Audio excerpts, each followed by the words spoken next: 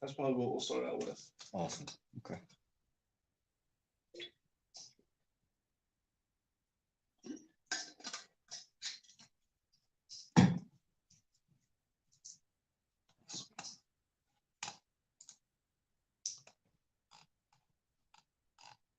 Did we have? I don't think we had a phone call, did we? Mm.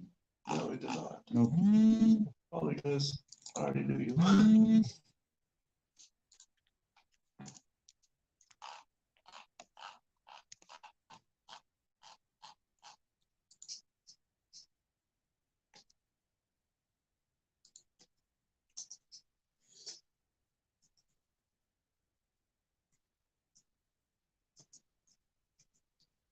I might end up asking you a few of the questions I asked the last time. Just Oh yeah, please. Not a problem.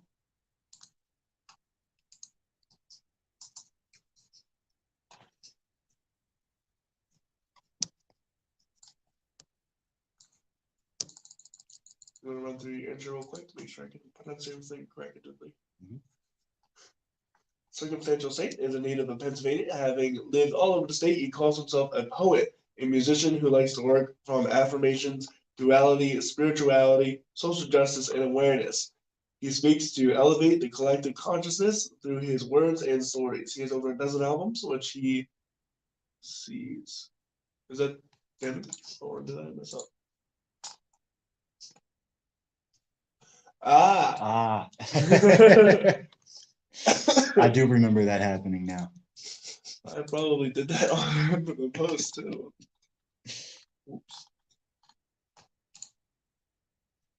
Oh, I definitely Okay. did. Oops.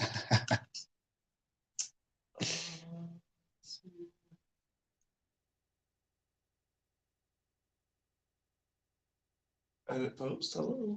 Where are you? Yeah, it's so weird. They Oh.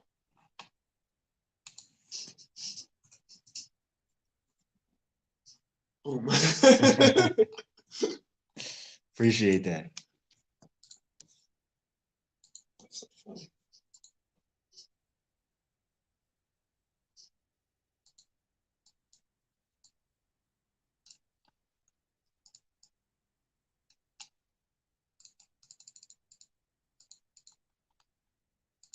Season's books that reflect different ideas of darkness, depression, acceptance, and self-care. He's dropping a new album in July called I Speak to Heal, which has elements of rap, house, techno, and neo soul. He also produces all this music himself. Very nice.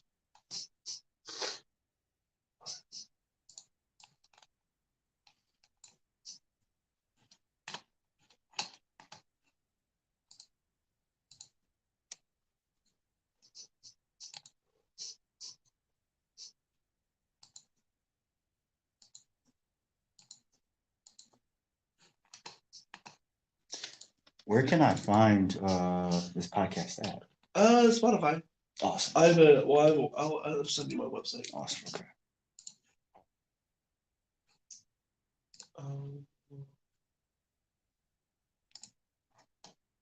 And you can check out my music projects too if you like. Yeah. And I'm actually working on a few movies too. What? Yeah, this I just got a deal to work on a full length 1 hour 45 World War II movie that's gonna be in theaters. Yes. Yes. That's awesome.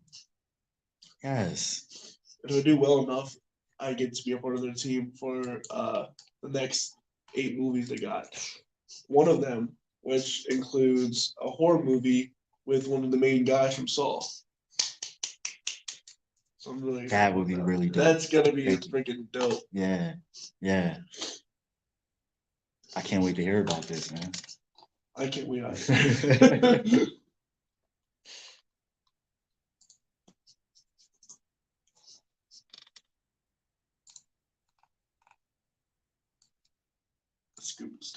Super scary though. I've never done anything like this. Oh yeah. All the more for growth, though. Right.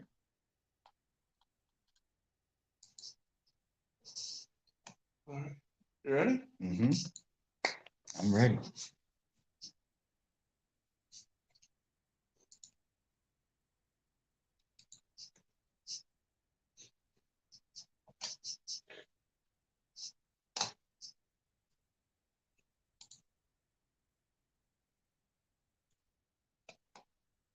Let me know when you're live on your end. Yep, I'm good. Sweet.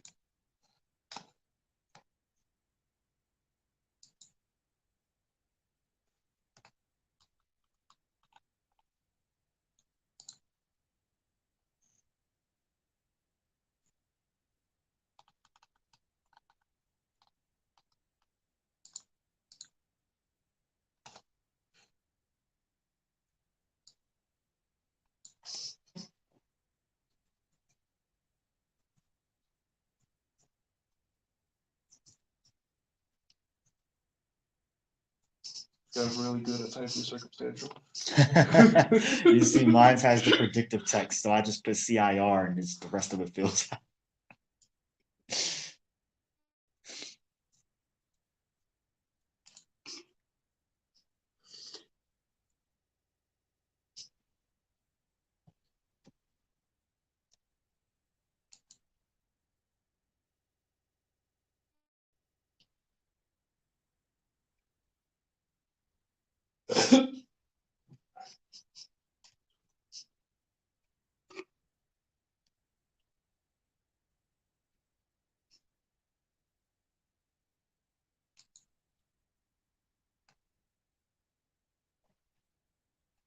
Good morning, everybody. My name is Corey Rose, and you're listening to the Story Podcast. Today, I'm on a super awesome guest, a returning guest, actually. Circumstantial Saint is a native of Pennsylvania, having lived all over the state. He calls himself a poet, a musician who likes to work from affirmations, duality, spirituality, social justice, and awareness. He seeks to elevate the collective consciousness through his words and stories. He has over a dozen albums, which he sees as books that reflect different ideas of darkness, depression, and acceptance and self-care.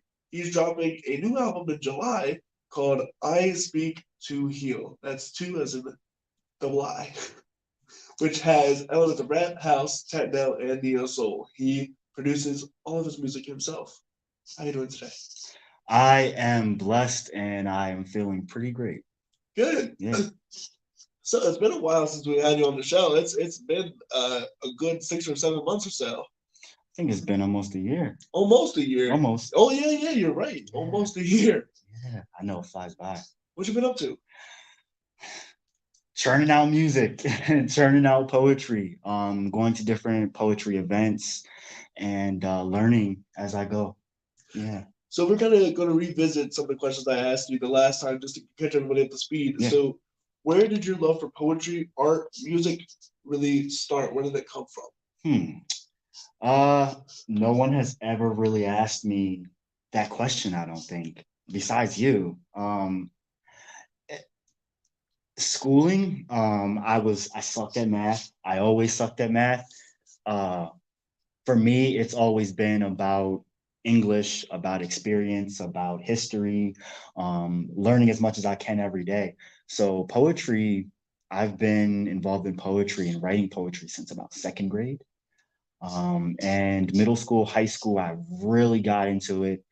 And I dropped out my senior year. When I dropped out, I don't want to say I gave up writing, but it was something I kind of just halted.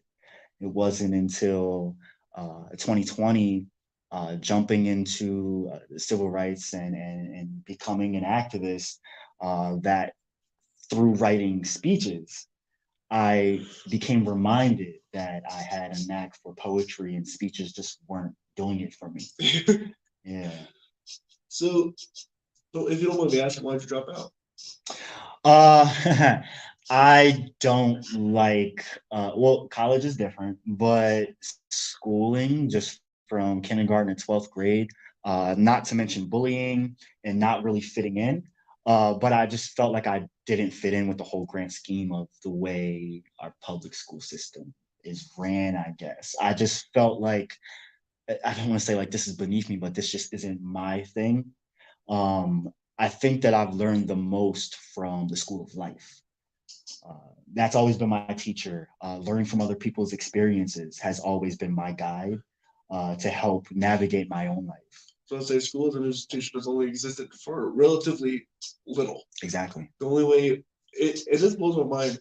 The way that we used to learn was through our parents. Yes. And if you go back and look at like videos from like the 50s, the kids now, they sound like adults. They're like little adults.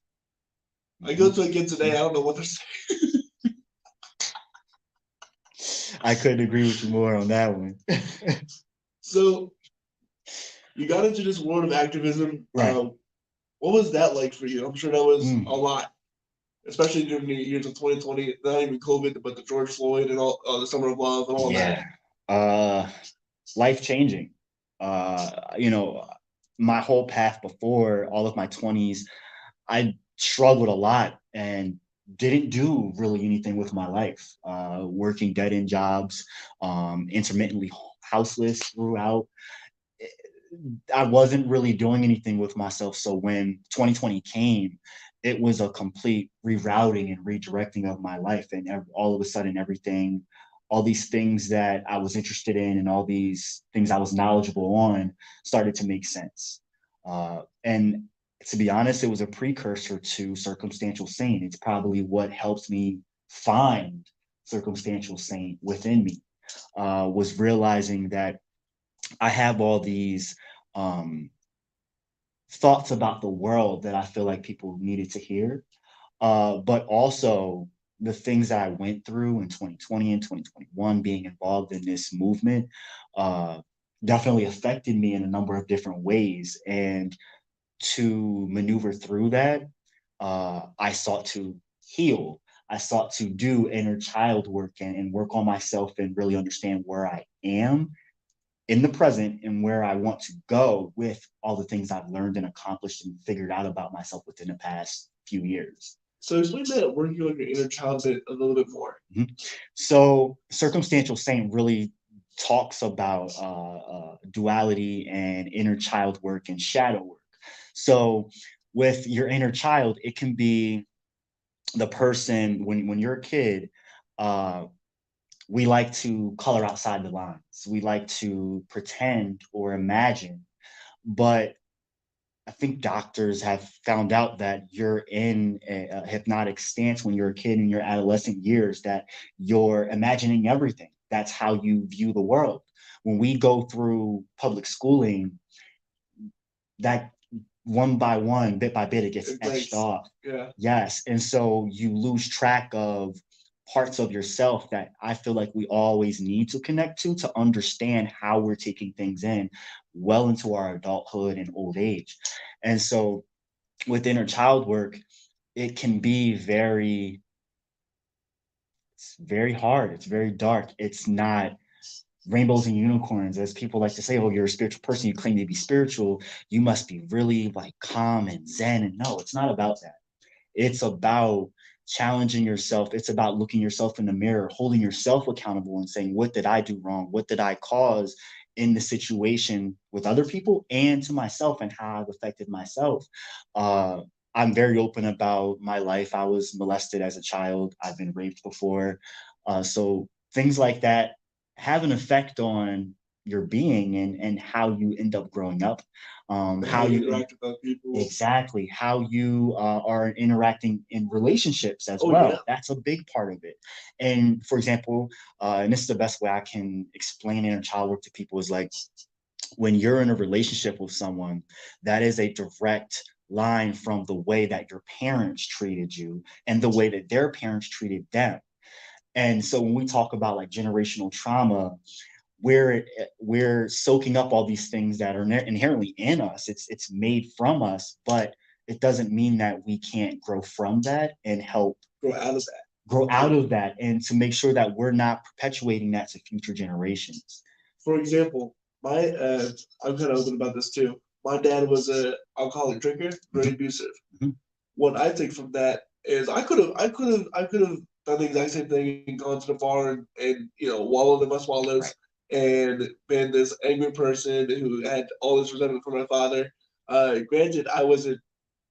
Thankfully, my mother didn't raise me up like that. Right. Nothing to my dad, to be honest. But that's the same line. It doesn't matter how you were raised up to be, because these things are like, well, my dad gets it to forget about my mother's death. Maybe I should do it too. Right. Maybe I should do, everyone else, especially surrounded, not to like dump on the musicians around here, but I should drink and to partake in that. It's so easy just to fall into these traps of well, my dad did it, but you can stay rooted in yourself and say, no, I'm not going to do it because that's what my dad was like, and that's probably how I would how I would be like, and I do not want to subject myself to those things. I don't want to subject my children to those things, and I don't want to subject other people to that as well. And then also we have to remember to not. It's about not placing blame on anyone else that contributed to how you grew up or your situation. Right, I don't blame my dad for that. Right, because that's the way he grew up. That's, exactly. That's his line. And that's his line. Right. His dad took him out for his first drink, and it was a cultural thing. Like it is. A dad takes a son out to a drink and to share a beer. That's one of the American cultural manlyisms. Exactly. There's nothing wrong with that. It's just the abuse of it. Right. And which my dad tended to do. But he's, I can dwell on that, or I can dwell on the fact that he's 6 years sober and he's doing a lot better now. That's awesome. So it's all a choice of what to dwell on. Yes. And it also is about perception too. Right. Because what one person may see as one way, you may see a completely different thing. And it doesn't mean that one person's invalid and one person's valid. We all have our own truths.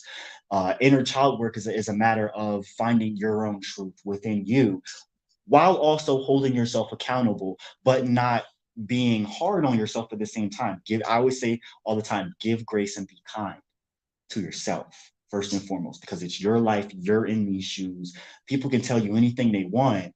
At the end of the day, it's your life. This harkens back to a conversation we found on the podcast before, is to define success for yourself. Mm-hmm. Don't let anyone tell you that you need to get this many streams, and this is in relation to musicians, but even everyday life. Don't say, because sometimes waking up is the hardest thing you can ever do. Getting out of bed, getting in the shower, yes, getting dressed. Yes. Sometimes that can be painful. Yes.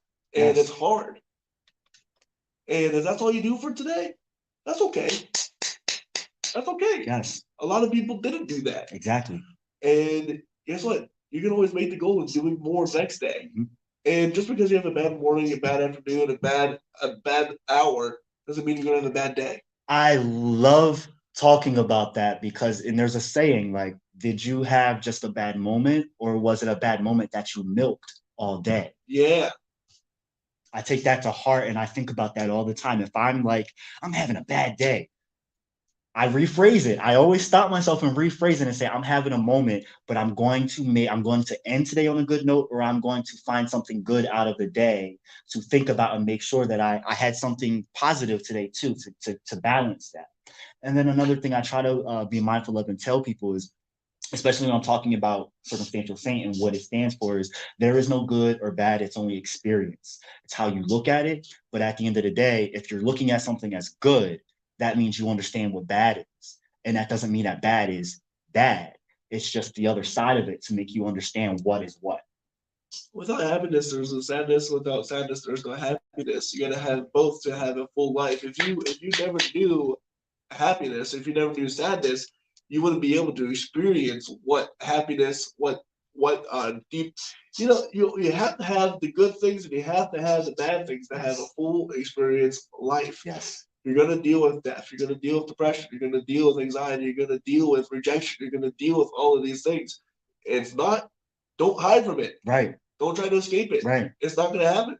I try to tell people actually lean into it. Oh, yeah. Because for sure. if you lean into it and you feel that emotion as you're going through it, you're not prolonging it. And you're gonna become stronger. Yes. The next time you approach it, it's not gonna be as hard. It's just gonna be, okay, I'm going through this. It's gonna go by, but it's gonna suck right now. Yes. And I'm gonna deal with this. Yes. The longer you don't deal with these things, the longer it's gonna deal with you. Yep. That's yep. cool. It is so true. And I try to all these little gems we're spitting are things that I've talked about in one song or throughout different songs or throughout albums.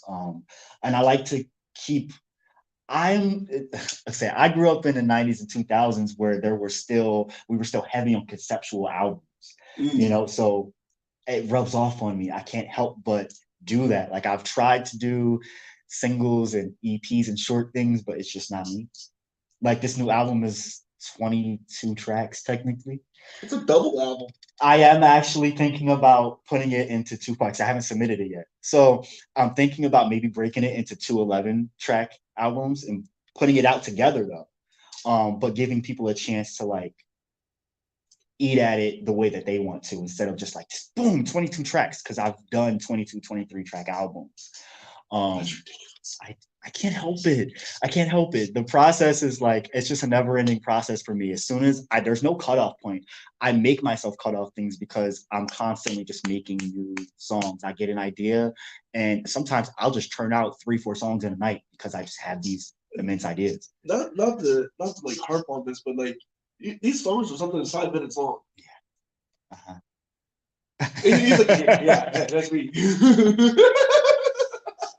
I try to have some diversity. I'm not gonna lie. So like I do a lot of interludes that might be like 1 or 2 minutes. I'll have some songs that are like 2.5 minutes, but then I hear them and I'm like, wow, like this is just enough, but I need more. Right. So that's why I try to do 3-minute songs and it just doesn't work. But I try to go off of the way my poetry is though. So if I have like just a short poem, I'll try to make it into a 2-3 minute song. But a lot of my poems are more like stories that I'm just spitting all this stuff out. And so they end up being the 5 and 6 minute songs. But I've learned to sit in me. Like, what is Circumstantial Saint? Look, I'm the kind of person that's going to give you 5, 6, 7 minute songs sometimes, but you're going to appreciate it if you actually sit and listen. And that's another conversation to have is how to listen to music, because a lot of times we just like, this has been another conversation on the podcast, it's gratification culture that we live in, and the amount of how we can't listen to a song unless in the 30 seconds that we give it, it hooks us. Yeah. Okay, that's something that really gets under my skin. As an artist, as an all-around artist, as a creator, I've learned for myself to let that go and tune it out because I feel like there are people out there that really still do want to engage. Oh, yeah, of course. And I want to appeal to those people. If you're that instant gratification person and you can't listen to a 22 track album, don't listen to my album. Buy one song, listen to one song. I've got tons of singles out there, you know what I mean, that I don't like. I might put, like, for example, I'm Not a Rapper, I'm a Poet is its own single, but it's on the album as well, but it's a different version than what you're going to get from that one song. So I do things to appeal to everyone, but at the same time, what you get is what you get too. No, that's great, especially as an artist to know that this is who I am. If you don't like that, fine, that's okay. And, well, it's not even like that harsh either. And it's not in a harsh way. It's not a harsh right. way. It's not, that's not harsh for me, but it's not. You can just say, "Listen, I know this is not for you, and I'm sorry that's not what it is, but I'm not gonna force myself to accommodate to you." Nope. And this like goes back to defining success for yourself. Define your song your way, right, and service the song. So that song is not going to do what it should do for other people as it's going to do for other people. The song is going to hit certain ways. I know people who love Bruno Mars. I know people who absolutely hate Bruno Mars, right, and that's okay. I've learned that, and this is what I started to realize, like Circumstantial Saint and my music is all the music that I've never heard, but I've wanted to hear from someone. So I went and started making the music that I've never heard myself. So that's what helps me sit in my own and say, I don't care if someone doesn't like this because I like it and this is what I've never heard, but it's what I want. And I know that somebody somewhere out there probably wants this or something similar. I'm cool with that. There's 8 billion people in this world. Someone's gonna like your music. Exactly. and I get enough feedback that keeps me, I can die happy. For real. Let's talk about I'm not a rapper, I'm a poet. Yes. uh, that song's actually a funny one because uh, it's the second song that I freestyled kind of on accident. It wasn't like I sat down and said, we're gonna freestyle, we're gonna make a song and freestyle. I was with another amazing poet of mine, a friend of mine's named Pan, and we were getting ready to go to a poetry event. But we wanted to vibe and come up with a collab. So I'm like, let me just throw some music on and let's just vibe. Actually, I did it a cappella. I was like, let's just vibe. And she's like, I don't know. So I would spit some stuff and then I let her go. And she's just like, man, this ain't for me. So I was like, all right, I'm gonna just keep going. So when she left, I sat down and was like, wow, this is something. Like, I need to put this in something. And so I literally just made the beat right there and threw those lyrics right on top of it. Like it was boom, boom, simple as that. And sometimes it just works out that way. Like some of my songs have just been spur of the moment. And I'm just like, wow, this is something right here. And that literally is just a freestyle. Well, let's take a listen to I'm not a rapper, I'm a poet.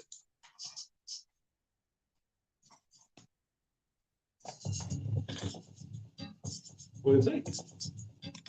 You have fun? Thank you, bro. Yeah.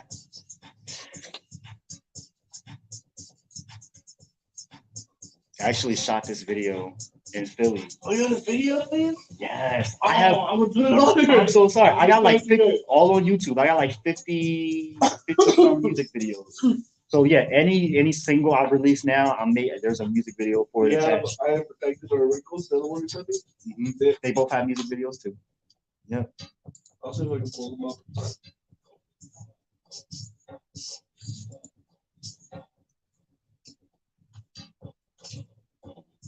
Very much like EDM tribal.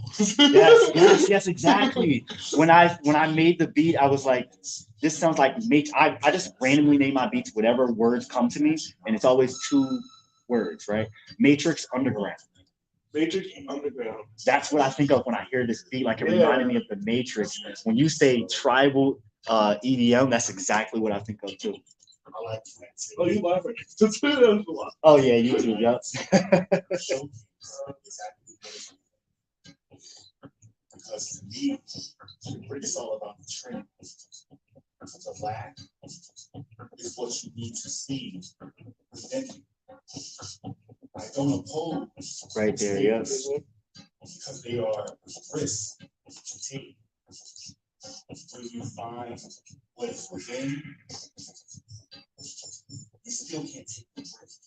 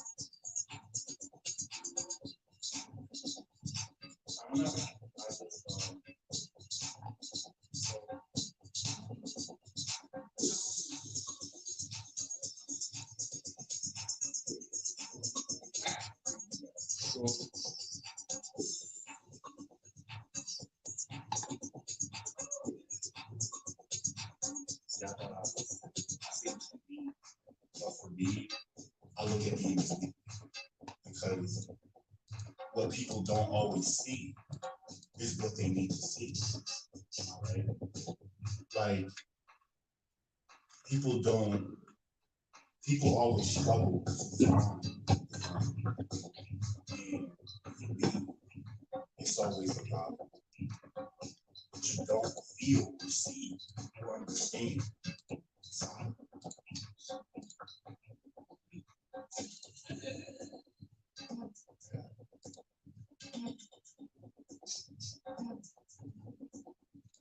I'm not a rapper. I'm a poet. It's all about lyricism. And when we think about and you take that pen down, something just comes over. Something that just flows. What we got to do pause.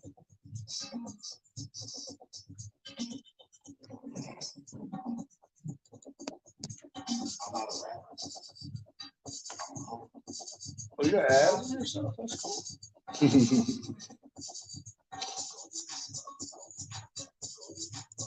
Oh, it's not really a music video. It's just Oh, that song? Yeah, there. I never did any music videos from that album. Yeah, that album was so different from everything else I've done. But it was also like it was a joint influence between the two of us, you know. It was different.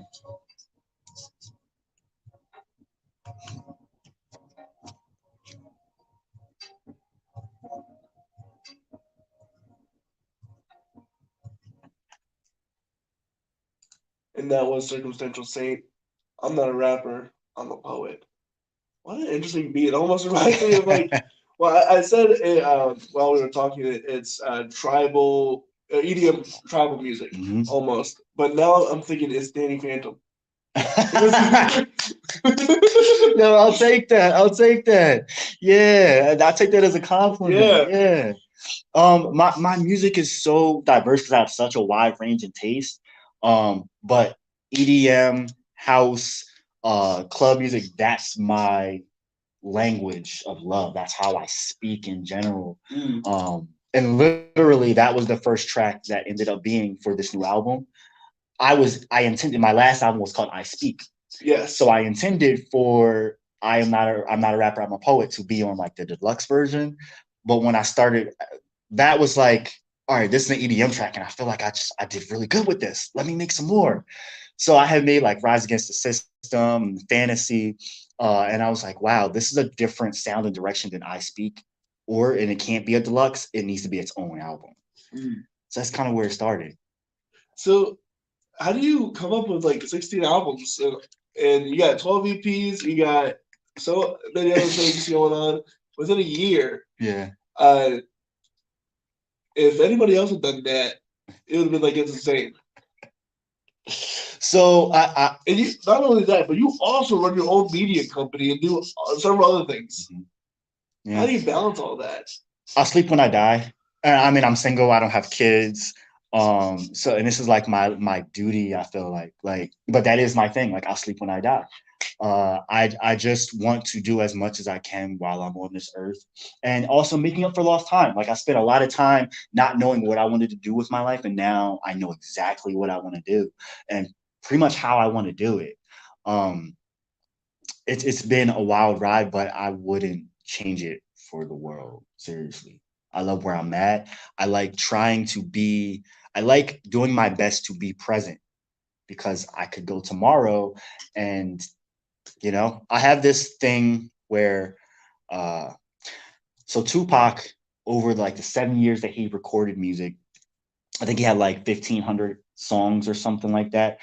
I want to do in 7 years, 2,000. If I can hit 2,000 and break like his record, what he did by the time he passed away, by the time he was murdered, I want to top that. So for me, I have about 400 some songs that I've done within a year. So like 400 within a year, I think is making good time. You should beat him by doing 2 collabs with Don.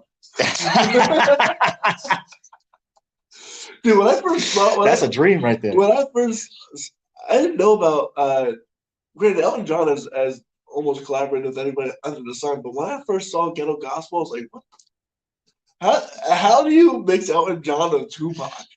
That's what an incredible lineup. Right.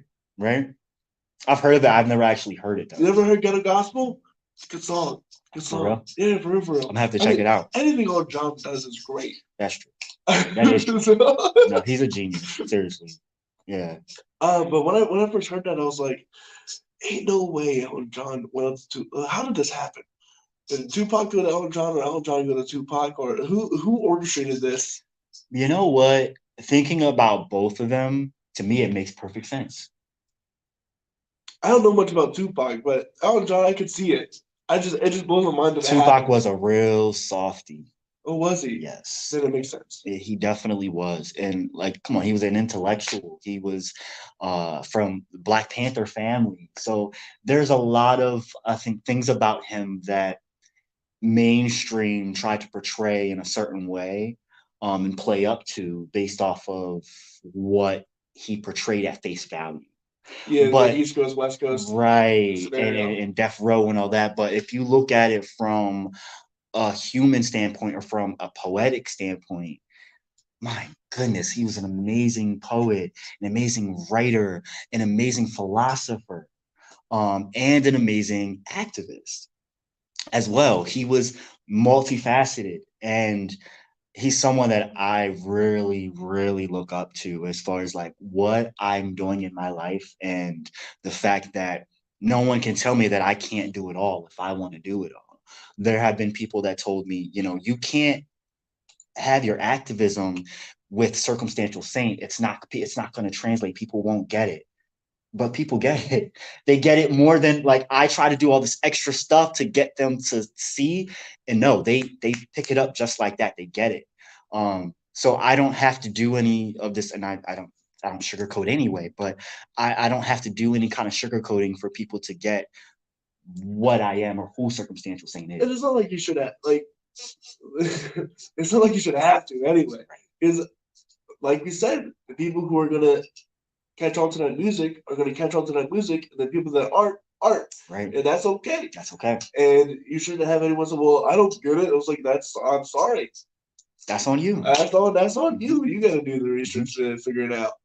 And I'm also one of those people where like, you can't do that. I can't. Watch me. Watch me. Why not? That's me, like to the fullest, big energy. Like you tell me I can't do something, I'm going to prove to you that I can. And it'll come up to you and give it to you. Yes, very much so. Yes, I'm not, I try not to be petty. That's the healthiest petty you can ever be. Right. That's the best kind of petty. So you can't, some person told me that I couldn't do something. I couldn't write movies. Here I am writing music for movies. Right. And some people said I'm never going to amount to anything in life. Watch me. That part. And watch me. Seriously, man, congrats, because that's big. But I mean, that's the best petty you can be. I mean, right, really, yeah. There's also development pettiness that we won't get into. But the best one of petty is when someone says you can't do that or you can't do that. That's not how that works, and you're wrong. And granted, sometimes they're right. But when it comes to like, you can't do it like that. But attempting to do something is what speaks volumes in general. Oh yeah, absolutely. Always. There are certain ways to do things. But when someone says that you can't amount to this or you can't, that doesn't work like that or blah, blah, blah, blah, blah, try it. You'll learn. I take pride in walking outside of the lines that are made for us. I don't see it that way. And I try to tell people, like, there may be highways and lanes. You don't have to stay in your lane. You can forge a new path. Get off that highway and trek into the woods and create your own path. And if people don't follow that path, that's okay. You got somewhere based off of what you wanted to do. And you're gonna learn. You're gonna learn more doing that than any way else. It's just how it is. Mm-hmm. There wouldn't be anything new. I mean, granted, there is nothing new under the sun, but also at the same time, there's new ways of doing things all the time. There's new music coming out. There's new genres coming out. There's new everything. And when it happened, if someone just stayed in their lane. See, and that's the thing. Like when I got started, there were people I looked up to. Like I don't know if you've heard of Londrell. He's what people compare me to nowadays because that's the big famous person that they see doing something similar to what I do. But I know that there's so many other artists out there that inspire me. But what I realize is I'm just me. I can't be anybody else. No, and I've stopped listening to a lot of music, especially when I'm making albums. I can't listen to other people's music because you don't want to compare. You don't want to soak up what someone else is doing. I don't want all that other stuff soaking in and kind of contaminating my juice, if that makes sense. And it's not any dig at anyone else or myself. It's just keeping my process circumstantial. Yeah. Yes. And I love the other spiritual conscious music is what I would call it. But I've learned that I have my own thing. I have my own lane. And when I try to explain what I am to people, they don't get it until they hear it. And so I've learned to just just show people what I am, or just say, Google me, because I can't really explain. And even just saying affirmations, poet, musician, it's still kind of very vague. It's like you go all sorts of ways. Yeah, yeah. But that also, and even just my name itself, gets people very intrigued and forces them to go listen to me. And I think that was part of my goal when I came up with my name too. So Yeah. you did a whole album based on I Am. Mm-hmm. Tell me a little bit about that. Yeah. So when I first started out, it was all about the affirmations, right? And I still very much do affirmations. It's just that I don't put affirmations in my titles as much anymore. The songs will be coded in affirmations, but you may not even know it. So when I said, all right, I'm going to dive down with the affirmations a bit, I want to do albums. Like I always said, I wanted to do albums, conceptual albums based off of certain chakras, based off of chakras. Yes. Okay. Based off of elevating and getting to your highest self for you, whatever that may be. So I wanted to start with the root chakra, which would be I am, as far as manifesting and affirmations go. So I am is really I am is really speaking about the roots. So I actually came out with 3 versions of I am. There's the extended version and the expanded version as well. So I know. I can't help myself. But on one of the, believe it's the expanded version, I actually have a song called The Root. But that whole album more so just talks about your core self, survival mode, the core of you, and really digging to the nuts and bolts of what makes you you before you can get anywhere else. Because right now I'm in the I speak era, which has to do with the throat and speaking your truth, or knowing when to hold back and not speak your truth. Right. It's very important, by the way. Yes, it really is. It really is. And if you listening to this album, there are some songs where there's more production than there is lyricism. There's things where I'm giving you coded language and I'm very minimal on words so that you can pick up without me telling you what's going on. And then there's stuff where I'm very heavy on the words and I'm cussing. I'm giving it to you. I'm talking about my ex relationships. I'm talking about toxicity. I really go hard on this. But for I am, I wanted to kind of soften things for people and give them raw stuff, but still be kind of light with it. Now I'm really digging into the mucky stuff now. Let's take a listen to I Am Protected by Circumstantial Saint.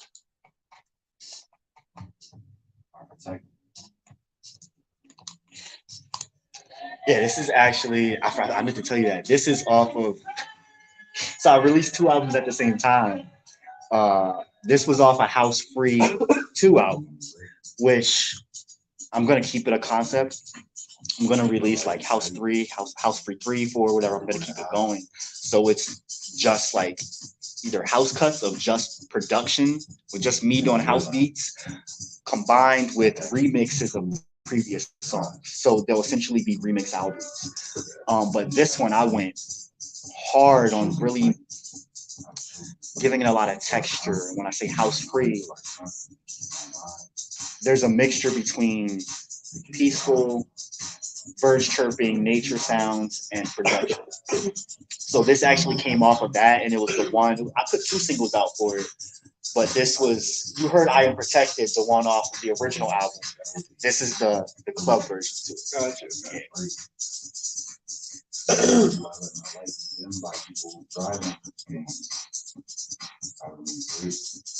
This is actually still one of my favorite songs. The original too. I just wanted to do something different with it though.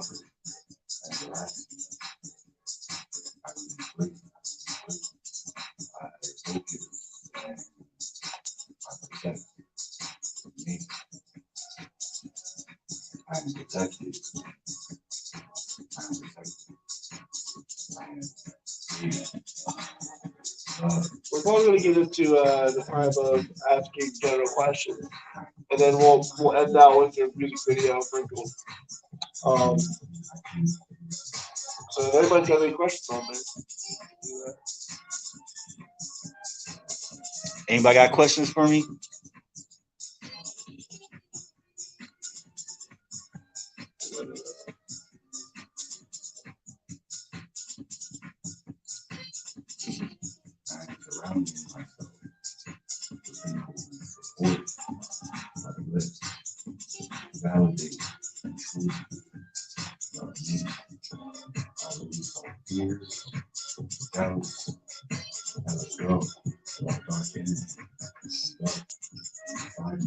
Yeah, these basses really do remind me of Danny Phantom.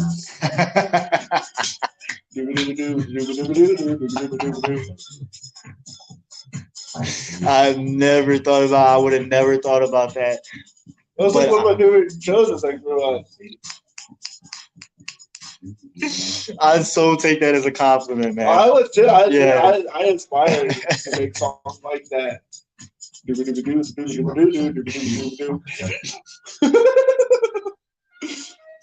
I've actually gotten into producing stuff for other people, and somebody asked me to do a theme song for their podcast. I'm like, I don't know what to do, and they're not giving me any guidance of like what they want. So I'm gonna just start doing whatever and be like, here, like this, like this, like this. I gotta figure out something to write for my podcast. It's so hard. It is. I'm not gonna lie, it is.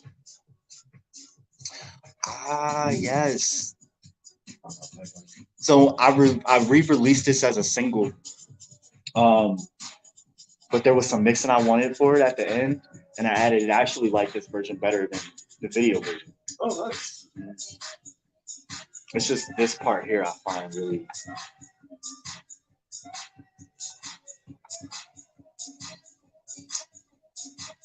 Is the one I downloaded from YouTube the same as this one, the Wrinkles. Mm-hmm. Okay. Yeah.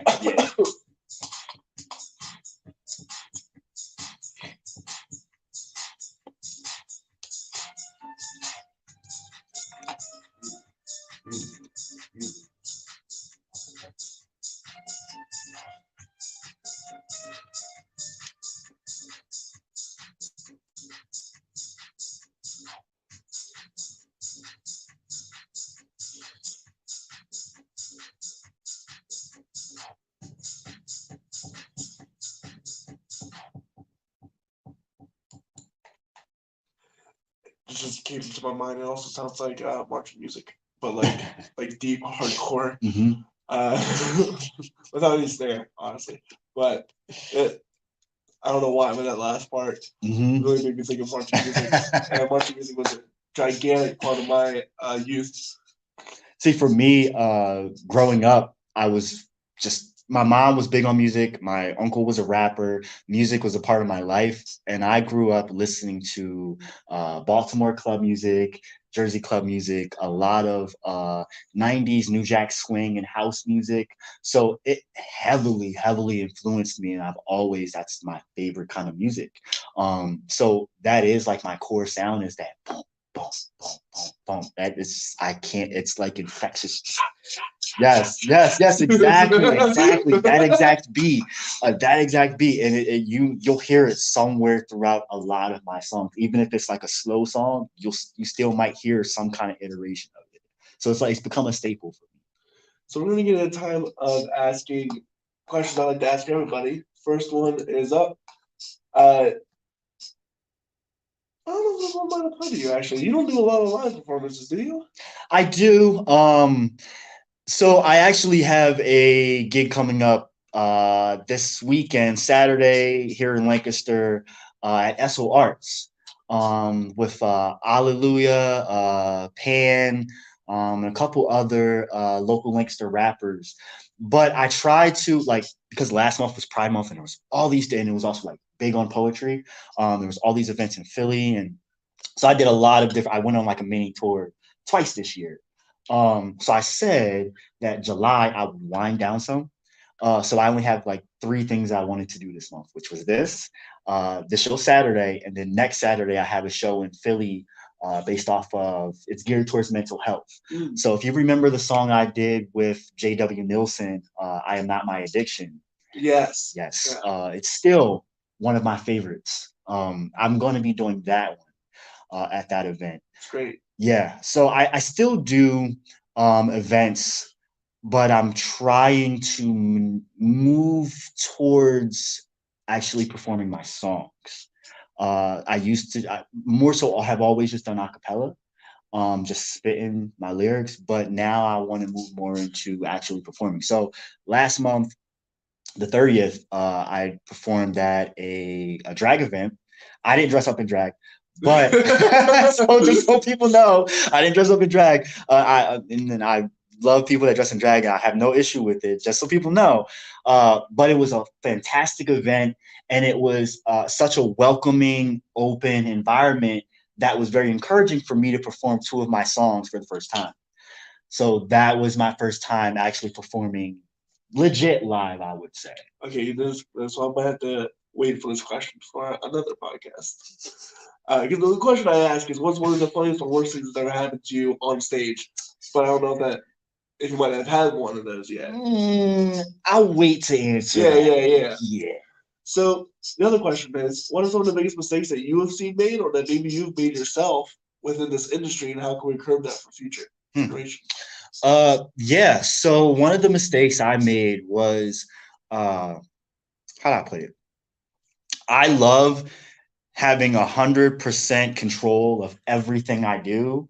I love being able to produce my own music, write my own lyrics, uh, put everything out when I want to, go to whatever shows I want to do, and no one dictate anything that I do.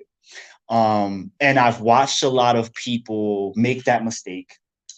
And I won't say I made that mistake, but I learned what I should have done for myself, knowing the kind of person that I am and like how much I take pride in being so independent. I wish that I had started out being solely independent. And however, I do not, I wouldn't change it at all because I learned a lot from the first piece that I did with Ben, and oh my God, he taught me so much just as And you an get the artist. numbers on those. Exactly. I wouldn't change any of that for the world.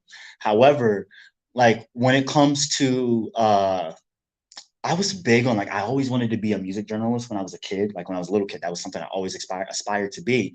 So We should sit over here. for real, but it definitely helped me to navigate my own career and say like what I want to do for myself and how like little tiny bits of intricacies from like the way I want my album to be, the track listings, to the way I promote myself and how I release my singles and what are actually singles and what shouldn't be singles. All of that comes from like my experience of analyzing other people's careers before me. And so seeing what they went through with frustrations, with labels, with managers, with producers, with anyone that had influence on them, and listening to how they actually felt about their music, it's usually when they say it's not really their thing or it's not their music, that they don't really care for it. I said I don't ever want that for myself. I want to be able to love all that I do and be able to go back and listen to my stuff at some point and see the significance of it, even if I'm not really in that part of my life anymore or digging that part of my life anymore. I still want to appreciate it. So everything that I do is with that in mind.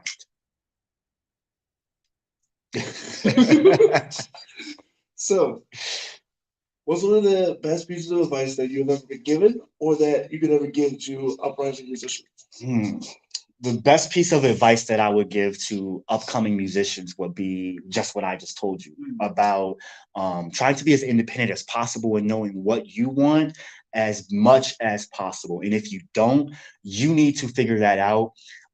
Asking other people is fine, but ultimately you need to make the decisions for yourself. So I'm definitely big on I was that. gonna say, there's definitely a caveat, especially if you're a musician that is starting out. You don't know a lot of what you're doing. You don't. I mean, granted, you can always self-learn.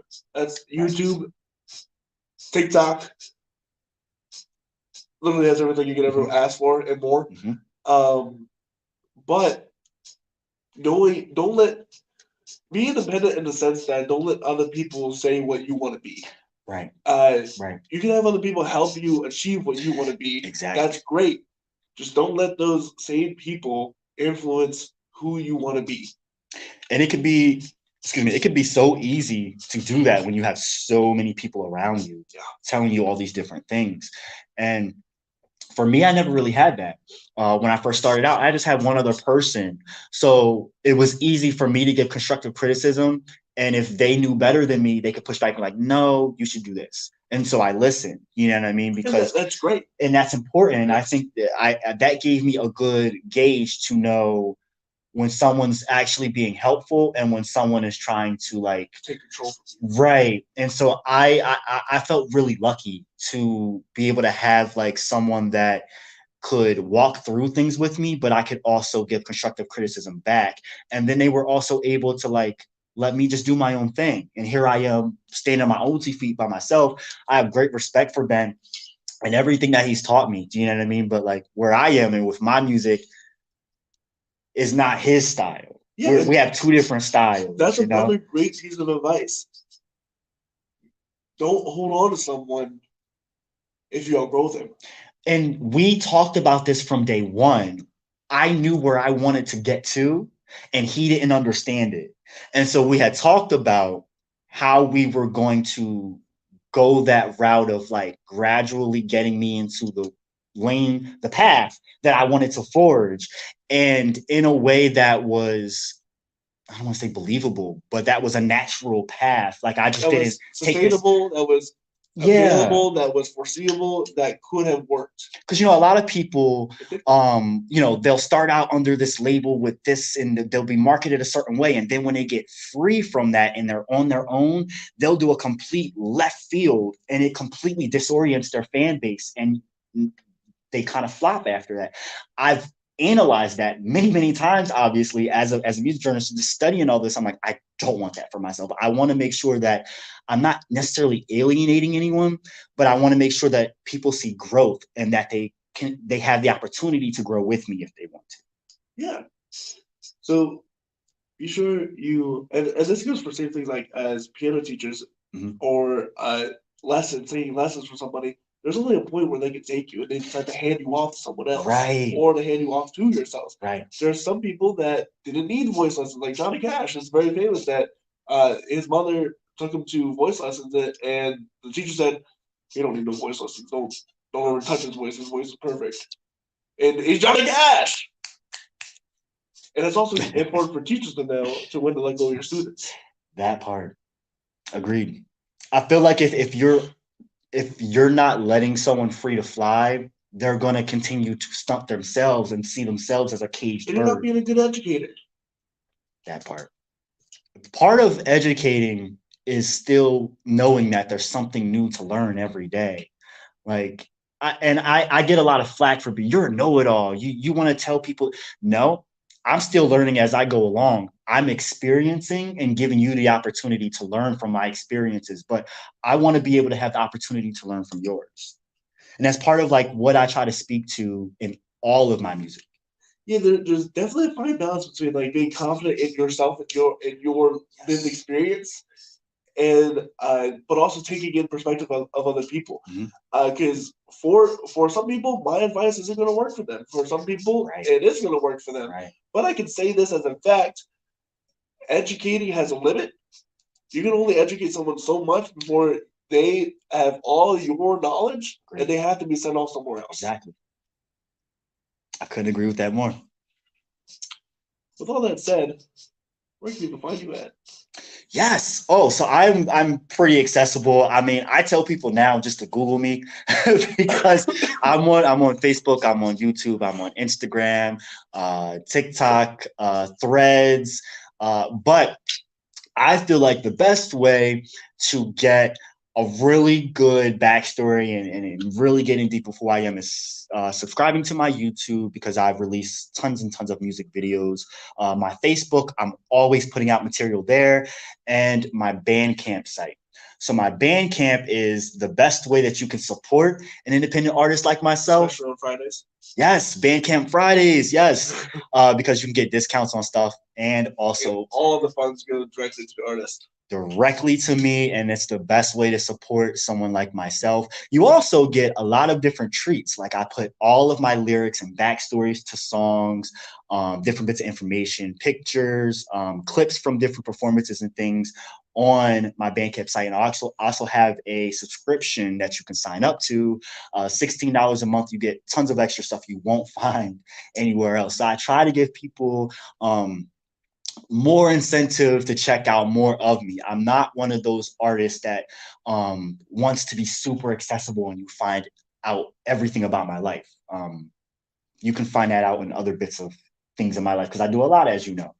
But when it comes to being an artist, I want to make sure that there's some bit of privacy or mystery when it comes to me as an artist. And that's a great thing because then people are always going to want more. If they don't know, I mean, like, I keep some stuff in private for myself. But especially if you're a super accessible celebrity that everyone knows everything about, kind of predictable. And then also it leaves you highly vulnerable. Yes. And people will super criticize you. And I already get enough criticizing from myself. that is so true. But I mean, like from the movement and other activists and just in the journalism realm, and I get critiqued so much from that. We'll have to talk about that. Very much so. I would love to. Yeah. That with the music, I just want people to interpret the music and leave me the heck alone. Just interpret the music. You can criticize the music all you want. That's what it's for. That is something else, is to separate the musician from the music. Absolutely. We don't do that enough anymore. Yeah, we don't do that enough, or separate the artwork from the artist, because an artwork can be fantastic. The artist can be absolute trash. Also, the music and the things that are said and spoken about in the music can be a grandiose idea of what actually might have transpired. Right, yeah. And there's so many reasons to don't think about, you got to take the song for itself. Yeah. You can't put it in relation to the artist, who they are now, because they were a different person when they wrote that song, and they're a different person today. And you're just getting a slice of that lifetime. I'm glad you brought that up, because there are some songs on my album, this new album coming out, I Speak to Heal, where some people, because a lot of my songs are written about actual people or a bunch of people, and I throw it into one like kind of person, right? There are certain songs that are written about people on this album that are not me speaking about present day. It's speaking about a time period of where I was, where my mind was, where my thought process was, where I mentally, emotionally was, or where I observed someone else being at. And I want people to don't take it for a grain of salt. It may not, just let it resonate with you, but don't stick that necessarily on to me. Because now I'm trying to diversify. Like, I want to make sure that everything isn't all about me and what I've personally went through. I want people to know that I'm speaking to all of us, and this is all of our stories, not just me. You have any questions out there that anyone asked? No. Well, this has been the Story Podcast. We're going to get to hear one more of Saint's songs, so stay tuned. But if you want to find out more about this podcast, go over to CoreyRosenProductions.com. That's CORYROSEN Productions.com. We got really cool stuff going on this weekend, including our songwriter studio. Did I tell you about this? So our songwriter studio is where we grab 3 or 4 other musicians in this area, and we stick them in here, and we force them very harshly to write a song within an hour. Yeah. I want that challenge. I'm up for it. It's on my website, CoreyRosenProductions.com. You can sign up for it. I did see that. Okay. Yeah, because there's a couple other things I want to sign up for too. Including probably single and album reviews. Yep. That we, we do. So what we do with those shows will be, once you submit them to the website, we randomly select one. I grab another artist, and we just talk about what we think about your album. Awesome. And all the cool things, and just sharing music, and it's a wonderful time. This weekend we have one of those songwriter studios at 10 o'clock with Liam Galliano, Colin York, and Eric Diomedia. I gotta figure out how to pronounce his name because it's been so long. And then later that day we had Ronnie on Saturn, who's a great friend of the show. Incredible new artist that's popping up out of Lancaster. I'm really excited to talk to him this next Monday. We also have another songwriter studio with Casey Walton, Liam Galliano, and Amber Swigert. I think that's how you pronounce that name. So sorry for this. I'm not a professional speaker. I guess I am. Yeah, I yeah, think you I are. am. Yeah.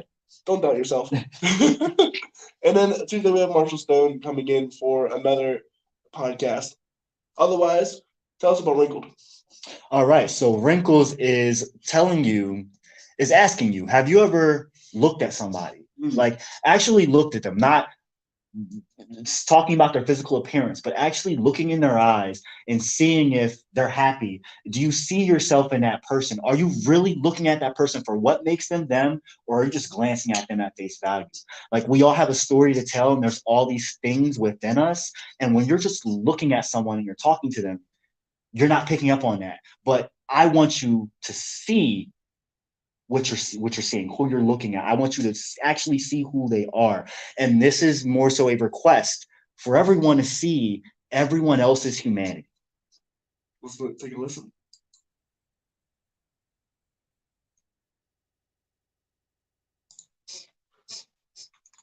We won't be able to hear it, but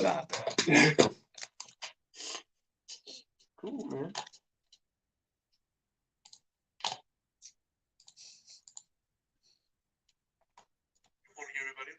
That is not where we're at. Really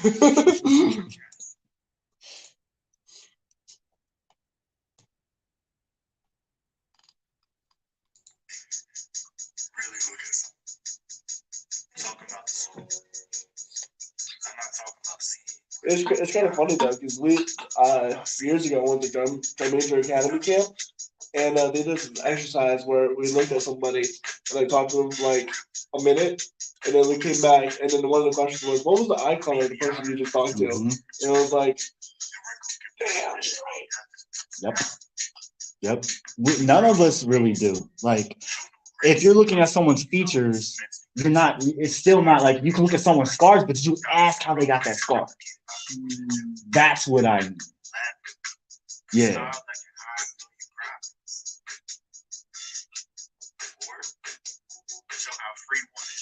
I actually really enjoy performing this one now because I can see people's light bulbs go off in their head. Like, oh, this is one of those songs that I always intended to resonate with people, and the words were there before I actually sat down and wrote this poem for quite a while, which isn't always the case for me. So this was a very unique song in the way that it came out and manifested and everything.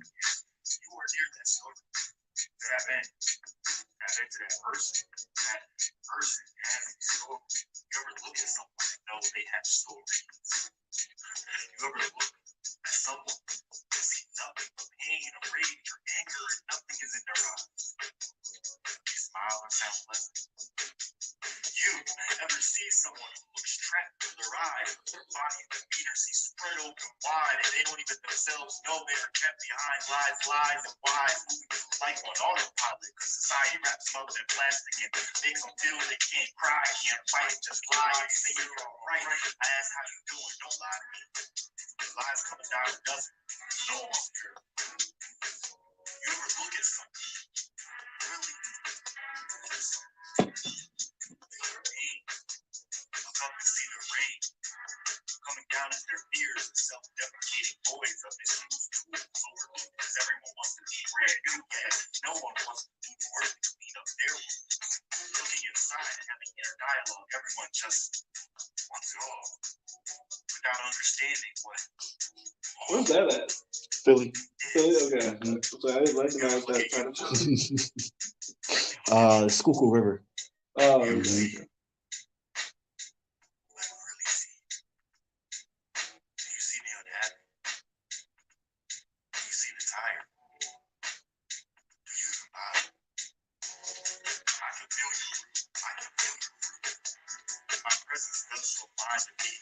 Around that, my dude, shit is depressing. Wait, Thank you, Doc. shit's a mess. preparing for the right reasons. That they fall through doing the same shit they did to you, but because it's him, it's like it's okay for him. Yes, perspective is everything.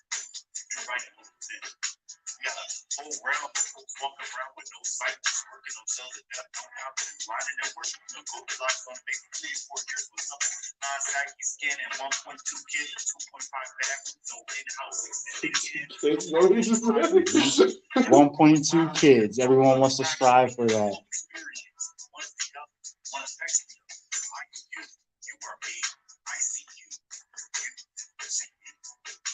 My wrinkles can't tell me lies. My eyes, they hide, but my eyes, they open wide. You won't get me because you choose to be blind. I was trying to figure out how to break it down for you to open up your mind.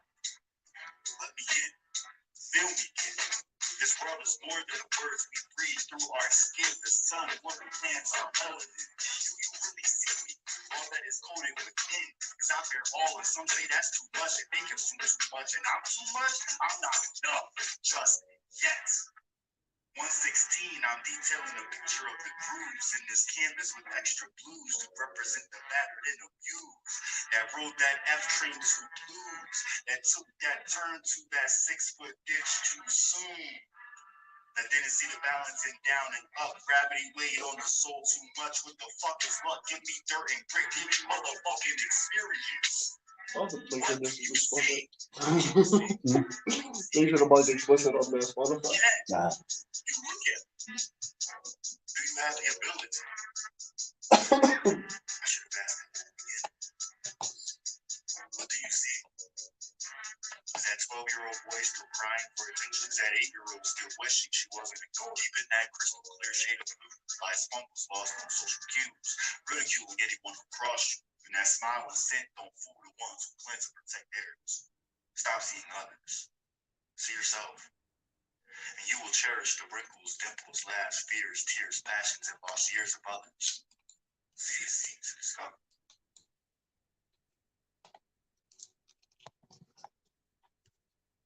Sweet. Thank you, brother. Yeah, of course. Yo, y'all can check out the Story Podcast via Spotify, and you can also go to the Facebook page and check it out there. Please share The best way to do that is through quarterwestproductions.com. That's where all my stuff is centralized. Right. Yeah. Send me a link. I'm gonna put it in the chat too. Yeah. Appreciate that.